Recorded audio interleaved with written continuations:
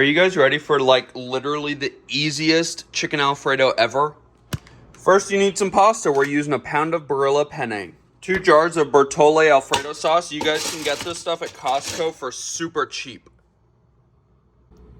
And you need 4 cups of water. 4 tablespoons of low sodium chicken, better than bullion. 2 tablespoons of ranch powder.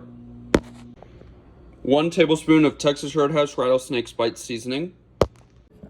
Stir it up and pop on the crisper tray. On top of that, we have 1/4 pound of frozen green beans and then 1 pretty much half frozen chicken breast cut in half, sprinkled with 1/2 teaspoon of black pepper. We are just gonna turn it on to Speedi meals, and we are going to do $3.90 for